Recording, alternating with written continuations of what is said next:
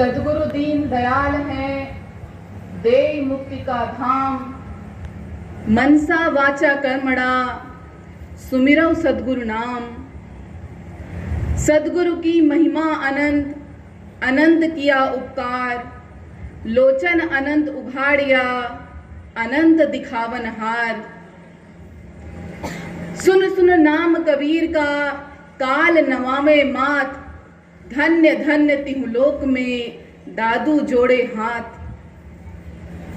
कण कण में विराजमान अनंत सत्ता स्वरूप सद्गुरु कबीर साहेब, धनी धर्मदास जी साहेब एवं आमीन माता साहिबा एवं 4 गुरु वंश 42 साहेब जी के पावन चरण कमलों में कोटि कोटि बंदगी करते हुए सभा में उपस्थित समस्त साहेब के प्रेमी हंसजनों को भी मेरी साहेब बंदगी साहेब।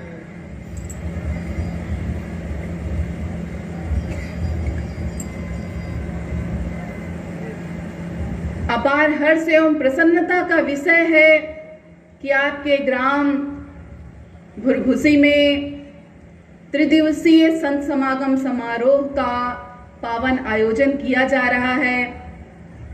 जैसा कि आप सभी जानते हैं कि हमारे आराध्य परम पूज्य पंच श्री हुजूर प्रकाश मुनि नाम साहब ने पिछले वर्ष इसी स्थान पर अपने आशीर्वचन में कहा था कि पर्यटन बाई जी एवं सभी ग्राम वासियों के परस्पर प्रेम एवं सहयोग से जो इस संत समागम समारोह का आयोजन किया जा रहा है, ये प्रत्येक वर्ष इसी प्रकार प्रेम से होता रहे। तो सद्गुरु के आशीर्वचन हैं। तो इस आयोजन की कड़ी में इस वर्ष भी पावन सत्संग समारोह का आयोजन किया जा रहा है। इस पावन समारोह के अंतर्गत आयोजित आज की इस विशेष सभा में, सत्संग समारोह में आप सबने मुझे अपने समक्ष कुछ कहने का अवसर दिया, इसके लिए मैं आप सबकी बहुत बहुत आभारी हूँ।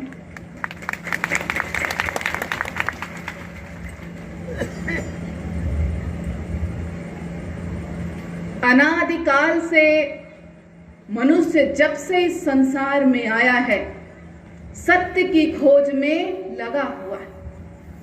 सत्य की खोज में नाना मत पंथ चले, सत्य ही सबका सार है। सत्य पर ही सूरज धरती चांद टिके, सत्य ही सबका आधार है। जिस परम सत्य की खोज में आज सारा संसार लगा है, सद्गुरु कबीर साहब उसी अजर अमर अविनाशी परम सत्य के दृष्टा हैं, आंखों देखी सांच के प्रवक्ता हैं। इस संसार में अनेकों संत महापुरुष हुए, परंतु सद्गुरु कबीर साहब के समान सत्य को दो टूक बिना किसी लाग लपेट के डंके की चोट पर बीच बाजार में खड़े होकर कहने वाला दूसरा कोई नहीं है।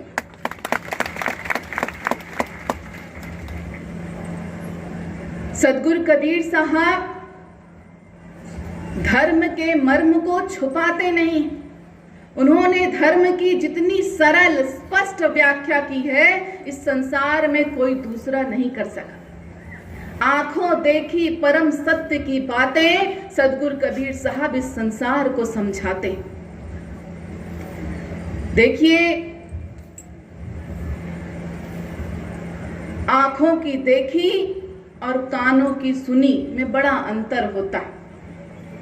एक बार एक बड़े प्रसिद्ध संत हुए बाबा फरीददास जी। बाबा फरीददास जी के पास एक व्यक्ति गया और बोला, बाबा संत बताइए मुझे कि सच और झूठ में क्या अंतर होता है। सच और झूठ में क्या अंतर होता है। फरीददास जी ने कहा, देखो सच और झूठ में 4 अंगुल का अंतर होता है। बस सच और झूठ में 4 अंगुल का अंतर होता है। व्यक्ति ने कहा, यह क्या बात हुई, मुझे कुछ समझ नहीं आया। मैं पूछ रहा हूँ आपसे कि सच और झूठ में क्या अंतर है, और आप मुझे 4 अंगुल बता रहे हैं, मुझे कुछ समझ नहीं आया। फरीदास जी हंसते हुए बोले कि देखो, आंखों देखी बात सच होती है और कानों सुनी बात झूठ होती है, और आंख और कान के बीच में देख लो 4 अंगुल का अंतर होता है। आंखों देखी बात सच होती है।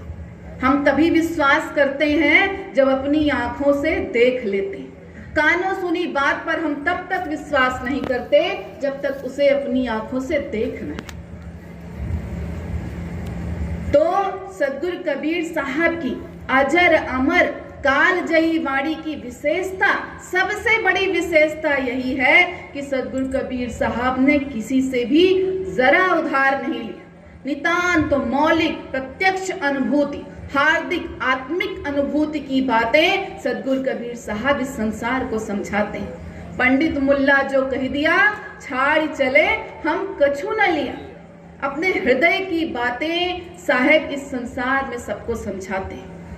परम सत्य के बारे में सदगुरु कबीर साहब ने कहा, परंतु कब कहा? अपने जीवन रूपी प्रयोगशाला में अनुभव की आंच पर पकाया तब कहा। सत्य को अनुभव किया तब कहा, सत्य को देखा तब कहा, सत्य को जिया तब कहा। दूसरों द्वारा लिखी लिखाई, पढ़ी पढ़ाई, सुनी सुनाई, कही कहाई बातें सदगुरु कबीर साहब नहीं कहते हैं। अपने हृदय की गहराइयों से जो परम सत्य का अनुभव किया, उस परम सत्य को साहेब सबसे बांटते। तो साहेब की बाणी में बड़े सुंदर शब्दों में कहा गया है कि सदगुरु कबीर साहब की वाणी में सत्य की धार है। साहेब की वाणी में ढोंग पाखंड के विरुद्ध ललकार है। साहेब की वाणी में हृदय की पुकार है, और जिसने भी साहेब की वाणी को अपने हृदय में धारण किया उसका भव से बेड़ा पार है।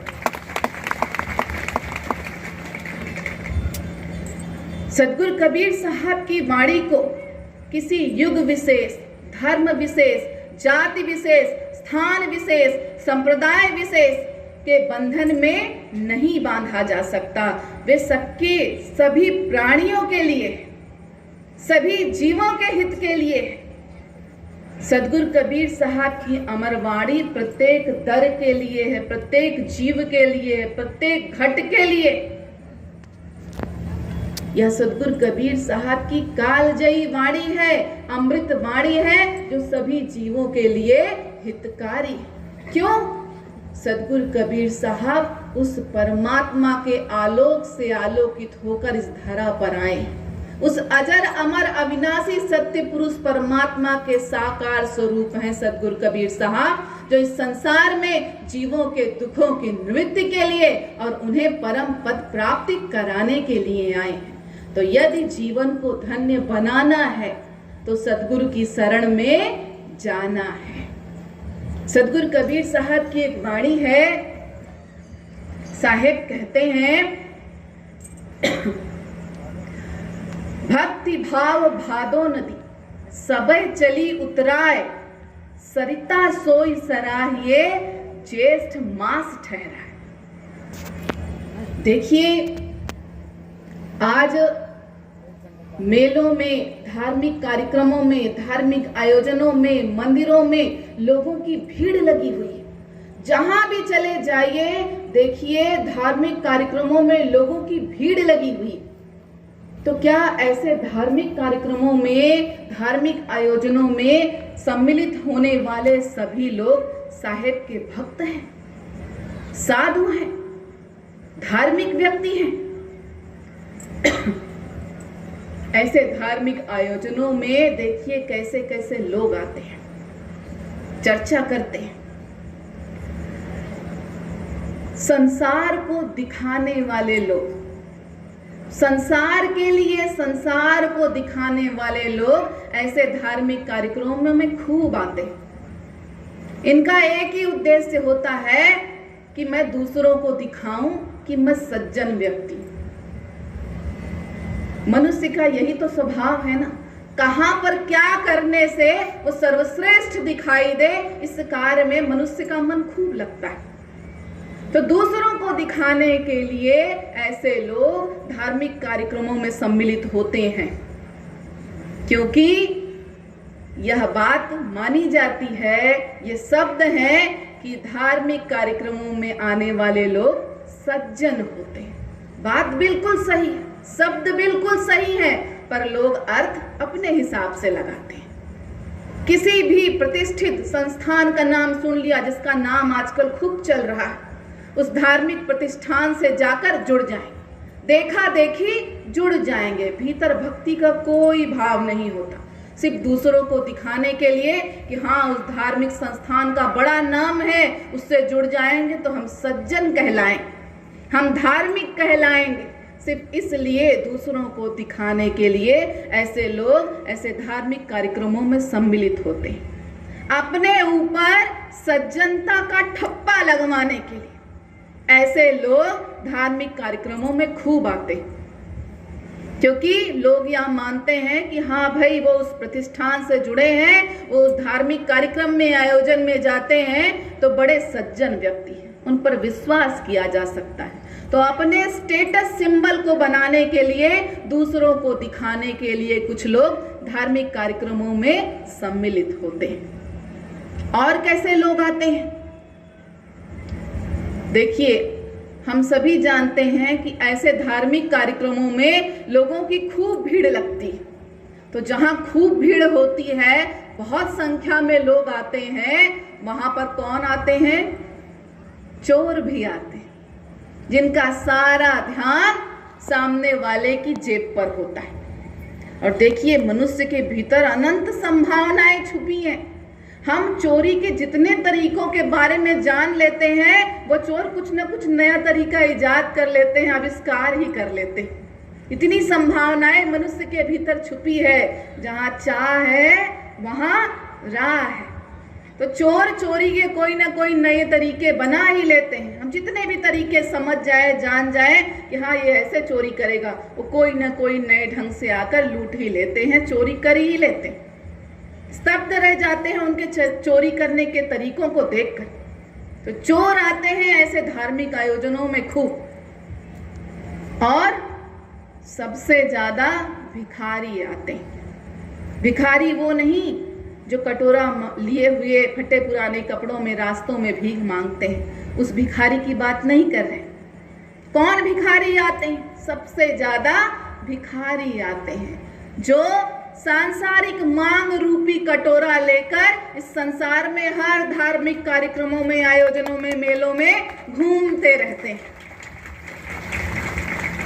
मेरे पास घर नहीं है, घर मिल जाए, घर बार अच्छा नहीं है, घर बार अच्छा बन जाए, नौकरी नहीं मिली है, नौकरी लग जाए, धन नहीं है, धन दौलत नहीं है, धन दौलत मिल जाए, व्यापार अच्छा नहीं चल रहा है, व्यापार अच्छा चलने लगे, विदेश में पढ़ने की इच्छा है, विदेश पढ़ने की इच्छा पूरी हो जाए। ऐसी ही ना जाने कितनी सांसारिक मांगों का कटोरा लेकर बहुत सारे भिखारी लोग धार्मिक कार्यक्रमों में खूब घूमा करते हैं। और भिखारियों को देखा है, अगर कटोरे में 2-4 सिक्के पड़ जाएं तो दूसरे दिन वहां दिखाई देंगे, और अगर सिक्के नहीं पड़े, पैसा नहीं मिला, तो दूसरे दिन वहां से उठकर कहीं और चल देते हैं कि यहाँ धंधा जम नहीं रहा है।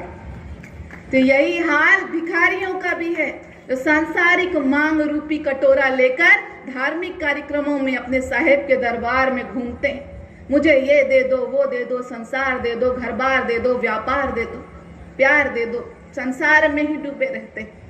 और मांग पूरी हो गई तब तो दूसरे दिन दिखाई देंगे, फिर से आकर बैठेंगे, क्योंकि इच्छा पूरी हो गई। जो संसार की कामना की वो कुछ इच्छाएं पूरी हो गई तो दूसरे दिन फिर दिखाई देंगे।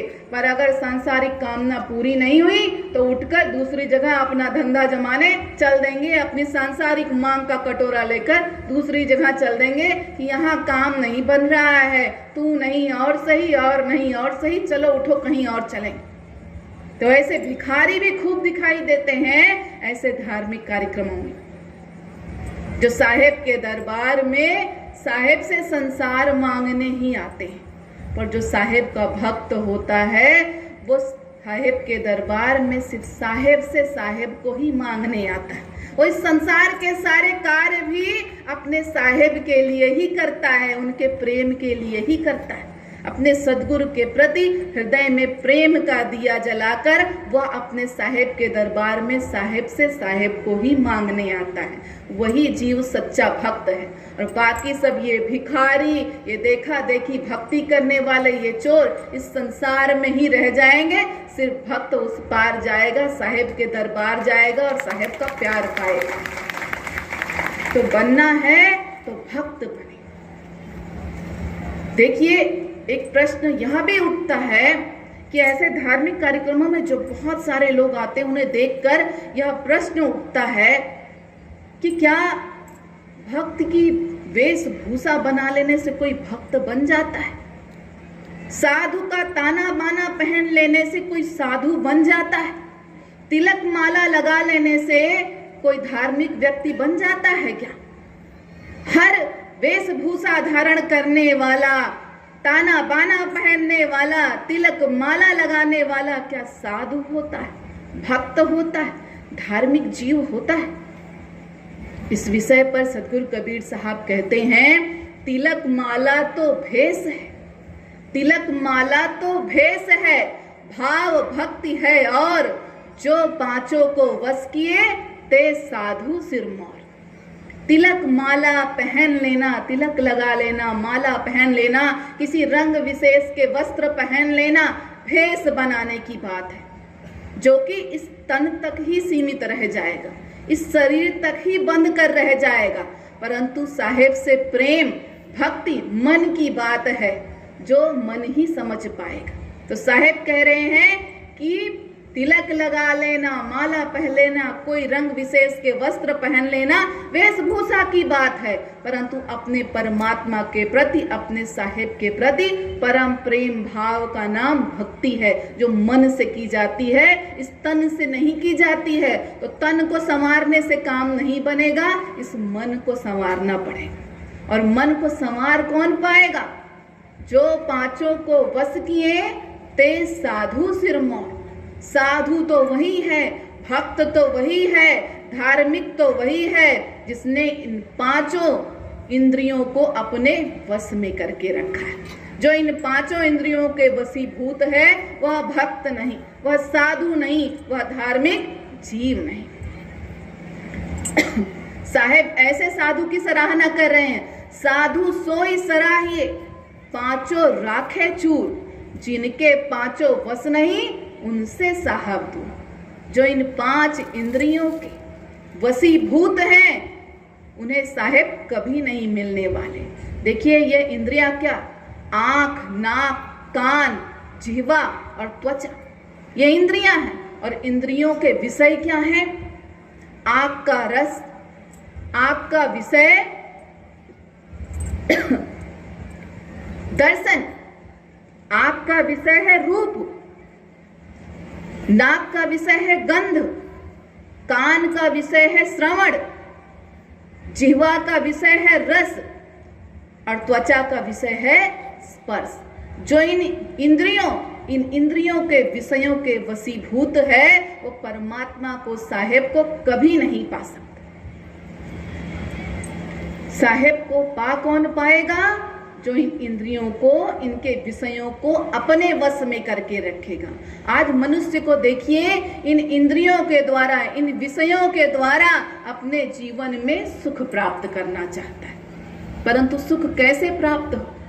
जिसने इस संसार में इन इंद्रियों पर, इन विषयों पर अधिकार प्राप्त किया, वही परमात्मा को प्राप्त कर सकता है। और जिसने परमात्मा को पाया, वही जीवन में सच्चा सुख प्राप्त कर सकता है, पा सकता है। अन्यथा इन इंद्रियों के वशीभूत, इन विषयों के वशीभूत जीव इस संसार में सुख के नाम पर सिर्फ भव सागर में चक्कर ही काटते रह जाएगा, फंसा ही रह जाएगा। देखिए, इस विषय में एक बड़ी सुंदर सी कहानी। एक बार एक बालक अपने पिता के साथ अपने राज्य के बाजार में घूम रहा था। अपने राज्य के बाजार में एक बालक अपने पिता के साथ घूम रहा था। थोड़ी देर बाद अचानक भगदड़ सी मच गई, बड़ी आवाजें आने लगी। तो बालक ने कौतूहलवश देखा कि क्या हो रहा है, इतनी आवाजें कहां से आ रही हैं, इतनी भगदड़ क्यों मच गई। बालक ने देखा कि एक व्यक्ति 5 सैनिकों से घिरा हुआ राज दरबार की ओर बढ़ रहा है। एक व्यक्ति है जो 5 सैनिकों से घिरा हुआ है और 5 सैनिक उस व्यक्ति को घेरे हुए राज दरबार की ओर, राजमहल की ओर बढ़ रहे हैं। बालक के भीतर जिज्ञासा हुई।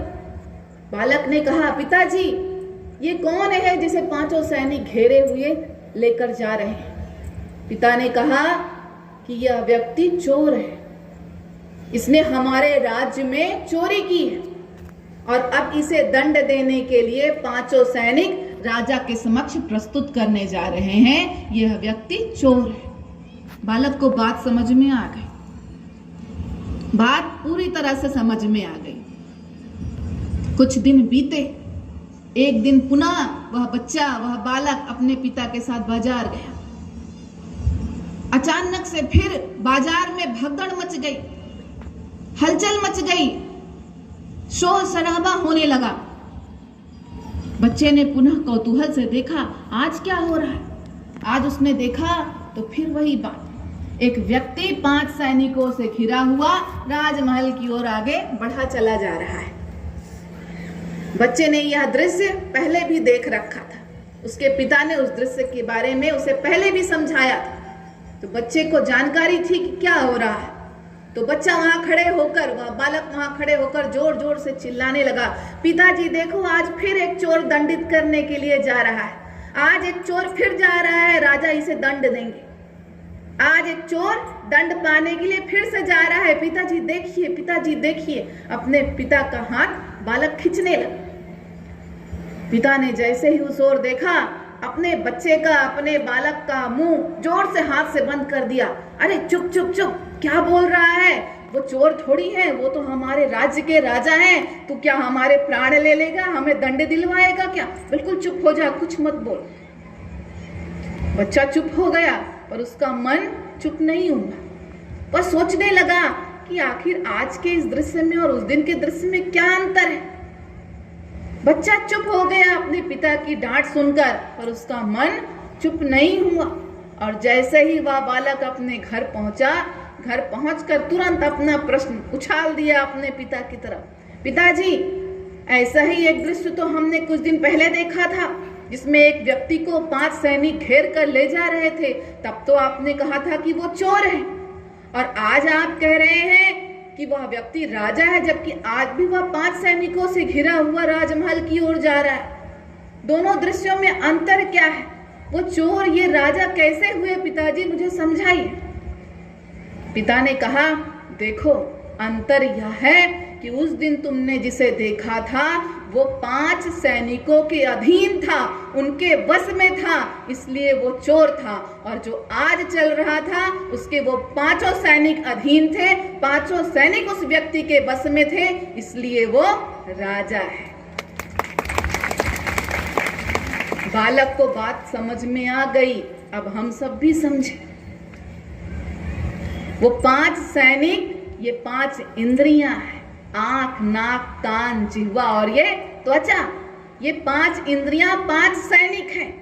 अब यदि हम इन 5 इंद्रियों के वशीभूत होंगे तो हम क्या होंगे, और अगर 5 इंद्रियां हमारे वशीभूत होंगी तो हम क्या होंगे, या हम खुद ही समझ।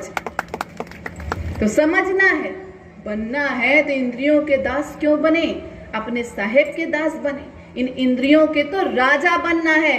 जब इन इंद्रियों के राजा बनेंगे, इन्हें अपने वश में कर लेंगे, तो वे परमात्मा, वे साहेब हमें स्वयं प्राप्त हो जाएंगे, जिससे इस जीवन में अनंत सुख की प्राप्ति होगी। तो इन इंद्रियों को वश में करना है, यह एक सच्चे साधु का, सच्चे भक्त का, एक धार्मिक व्यक्ति का लक्षण है। साहेब साधुमता किसे कहते हैं? माया तजे हरि को भजे, नक्सिक तजे विकार, सब जीवन से निर्वैरता, साधु मता है साधु। जो माया का त्याग कर दे, जो परमात्मा के नाम का भजन सुमिरन करे, जो विषय विकारों को पूरी तरह से त्याग दे और इस संसार में रहकर भी द्वंद्वहीन जीवन जिए, वही सच्चा साधु है, सच्चा भक्त है, सच्चा धार्मिक जीव है। तो हमें समझना है, भेष के माध्यम से यदि हम भक्ति को समझना चाहेंगे तो नहीं समझ पाएंगे। भेष का नाम भक्त नहीं होता, भेष का नाम साधु नहीं होता, भेष बना लेने का नाम धार्मिक व्यक्ति नहीं होता। सद्गुणों को अपने जीवन में धारण करने वाला, भेद को समझने वाला ही सच्चा भक्त है, सच्चा साधु है, सच्चा जीव है, धार्मिक जीव है। इस बारे में सदगुरु कबीर साहब का एक बड़ा सुंदर सा पद है। साहेब कहते हैं, भेद से भेद है न्यारा, जानेगा कोई जानन हारा। सोई गजराज राजकुल मंडन, जाके मस्तक मोती, और सकल है भार लदनवा, महिषासुर के गोती। सोई भुजंग, जाके मस्तक मड़ी है, अमर उजाला खेले, और सकल सावन के भुनगा, जगत पगातल पहले। सोई सुमेरु उदात्त उजागर, जामे धातु निवासा, और सकल पाषाण बराबर, टाकी अगनि प्रकाशा। कहे कबीर सोई जन गुरुआ, राम भजन व्रतधारी, और सकल है पेट भरन को, बहुविधि भान आधारी। भेद से भेद है न्यारा, जानेगा कोई जानन हारा। सदगुरु कबीर साहब क्या कह रहे हैं? भेष से भेद न्यारा है। भेष बना लेने से कोई साधु, कोई संत, कोई भक्त, कोई धार्मिक व्यक्ति नहीं बनता है। सद्गुणों को जीवन में धारण करने का नाम भक्ति है, धार्मिकता है, साधु भाव है, जो उस व्यक्ति को, जो उस जीव को सभी जीवों से अलग दिखाती है, विलक्षण दिखाती है, आलोक प्रकाशित करती है। इसको साहेब, इस बात को साहेब अनेक उदाहरणों से हमें समझा रहे हैं। पहला उदाहरण साहब ने क्या दिया? सोई गजराज राजकुल मंडन, जाके मस्तक मोती, और सकल है भार लदनवा, महिषासुर के गोती। हाथी इस संसार में अनेक है, परंतु हाथियों का राजा उसे ही कहा जाता है जिसके मस्तक पर मोती है। और अपने इसी विलक्षण गुण के कारण, अपनी इसी विलक्षणता के कारण वह राजकुल में, राजसभा में शोभायमान होता है, सम्मान पाता है। अन्य सभी हाथी तो सिर्फ भार लादने वाले महिषासुर के वंशज के समान हैं, जिनके जीवन का कोई विशेष अर्थ नहीं। हाथियों में वही हाथी श्रेष्ठ है जिसके मस्तक पर मोती है। दूसरा उदाहरण साहेब क्या समझा रहे हैं? सोई भुजंग, जाके मस्तक मड़ी है, ज्योति उजाला खेले, और सकल सावन के भुनगा, जगत पगातल पहले। इस संसार में सांप अनेकों हैं, बहुत सांप हैं, परंतु सर्पराज वही है जिसके मस्तक पर मणि है, जिससे अनंत ऊर्जा, अनंत उजाला फैला हुआ है, चारों तरफ प्रकाश फैला हुआ है। सर्पराज तो वही है, वही विलक्षण है, क्योंकि उसके माथे पर मणि है। अन्य सभी सांप तो सावन के भुनगा के बराबर हैं। अभी यहाँ पे देखिए बहुत भुनगे, इसको अपने छत्तीसगढ़ में क्या कहते हैं? भुनगुट्टी। बहुत आंखों के सामने हटा रहे हैं, कोई महत्व नहीं, हटो। बाकी सारे सर्प इसी प्रकार सावन के भुनगा के समान, ये घुनघुट्टी के समान है, जो लोगों के पैरों के तले मसले जाते हैं, कुचले जाते हैं, कोई ध्यान नहीं देता, उनके जीवन का कोई विशेष अर्थ नहीं, लोगों के पैरों तले रौंदे जा रहे हैं, कुचले जा रहे हैं। तीसरा उदाहरण साहब ने क्या दिया? सोई सुमेरु उदात्त उजागर, जामे धातु निवासा, और सकल पाषाण बराबर, टाकी अगनि प्रकाशा। पर्वत इस संसार में अनेक हैं, परंतु वही पर्वत श्रेष्ठ है जिसके भीतर रत्नों का उजाला है, जिसके भीतर अनेक रत्न छुपे हुए हैं। अन्य सभी पर्वत तो इस संसार में उस साधारण पत्थर के बराबर हैं, इसे घिसने पर आग निकलती। बस इससे ज्यादा उसका कोई मूल्य, कोई महत्व नहीं। पर्वत वही श्रेष्ठ है जिसके भीतर रत्न निवास करते हैं, जो रत्नों से प्रकाशित है। तो साहेब इतने उदाहरण देकर समझा रहे हैं। साहेब क्या कह रहे हैं? सोई जन गुरुआ राम भजन व्रतधारी। इस संसार में भक्त का, धार्मिक व्यक्ति का, साधु का ताना बाना बना लेने वाले, वेशभूषा पहन लेने वाले, दिखावा करने वाले जीव बहुत हैं, पर सच्चे साधु, सच्चा भक्त, सच्चा धार्मिक जीव कौन है? जो राम भजन व्रतधारी है, जो परमात्मा के भजन में, सुमिरन में अनवरत लगा हुआ है, सतत लगा हुआ है। देखिए भक्ति और क्या होती, भक्ति और क्या है? साहेब भक्ति के बारे में क्या कह रहे हैं? भक्ति भजन हरि नाम है, दूजा दुख अपार, मनसा वाचा कर्मणा कबीर सुमिरन सार। परमात्मा के नाम का भजन करना, सुमिरन करना ही भक्ति है। जो जीव परमात्मा का सुमिरन, उनके नाम का सुमिरन, भजन मन से, वचन से, कर्म से करता है, बस वही साहेब का सच्चा भक्त है। तो हमें यह बात समझनी है। राम भजन, साहेब के नाम का भजन करना है, सुमिरन करना है। परंतु साहेब के नाम का भजन सुमिरन कौन कर पाता है? जो व्रतधारी है। व्रतधारी का अर्थ जो अपने जीवन में दृढ़ प्रतिज्ञ है, दृढ़ संकल्प लिए हुए है, अपने जीवन के उद्देश्य को भली भांति समझे हुए है और उस विश्वास के साथ भक्ति पथ पर अडिग चल रहा है, वो सच्चा व्रतधारी है। जिसने अपने जीवन के उद्देश्य को समझ लिया है, वही दृढ़ प्रतिज्ञ हो सकता है, वही साहेब के नाम का सुमिरन भजन मनसा वाचा कर्मणा कर सकता है। अपने जीवन के उद्देश्य को समझने वाला। आज संसार में मनुष्य खाओ पियो मौज कर, ईट ड्रिंक बी मैरी। हम कौन हैं, कहां से आए हैं, इस संसार में हमारा क्या लक्ष्य है, हमें जीवन में क्या प्राप्त करना है, हमारे जीवन का क्या उद्देश्य है, कुछ ज्ञात नहीं। इस संसार के बारे में सारी चीजें ज्ञात करके रखते हैं, परंतु स्वयं के बारे में कोई ज्ञान नहीं, कोई ज्ञान नहीं। तो अपने जीवन के उद्देश्य को हम समझेंगे कैसे? क्या हमारे जीवन का उद्देश्य, क्या एक मनुष्य के जीवन का उद्देश्य सिर्फ पेट के पालन पोषण के लिए, पेट भरने के लिए? क्या इस शरीर के रक्षण पोषण के लिए हमें मानव जीवन मिला? अरे अपना पेट तो कुत्ता, बिल्ली, चूहा, हाथी, घोड़ा, शेर इत्यादि जानवर भी भर लेते हैं। अपना पेट तो जानवर भी भर लेते हैं, फिर मनुष्य उनमें विशेष क्यों? मनुष्य के पास ही मन क्यों है, बुद्धि क्यों है, विवेक करने की शक्ति क्यों है?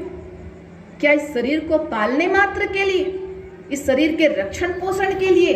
नहीं, अपने इस जीवन के अर्थ को समझना है। इतना 84 लाख योनियों में भटकने के बाद, इतना दुख झेलने के पश्चात ये अनमोल मानव जीवन मिला है। जब हमारे पास मन है, बुद्धि है, विवेक है, तो उसका उपयोग करना चाहिए और साहेब की भक्ति करना चाहिए, भजन करना चाहिए, साहेब के नाम का सुमिरन करना चाहिए।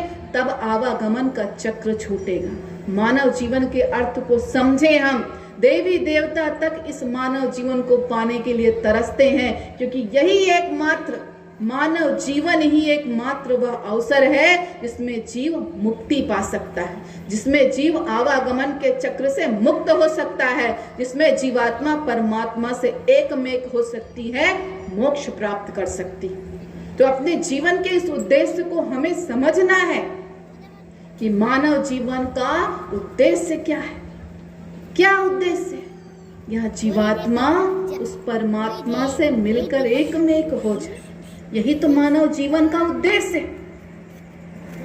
और इस उद्देश्य की पूर्ति के लिए, इस लक्ष्य को प्राप्त करने के लिए मनुष्य क्या क्या करता है? जप तप करता है, पूजा पाठ करता है, अनेक ग्रंथों का अध्ययन करता है, दान पुण्य करता है, परंतु फिर भी इस संसार में भटक कर रह जाता है। क्या कारण?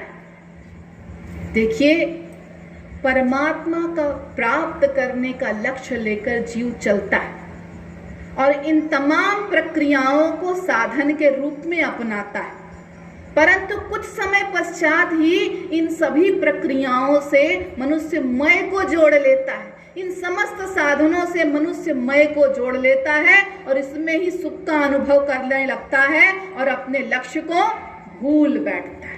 इसीलिए इस संसार में मनुष्य फंसा रह जाता है। अब इस बात को इस प्रकार से समझें कि यदि हमें अपने घर में छत पर चढ़ना है, छत पर पहुंचना है, तो हम छत पर कैसे पहुंचेंगे? सीढ़ियों के द्वारा। सीढ़ियां चढ़ेंगे और छत पर पहुंच जाएंगे।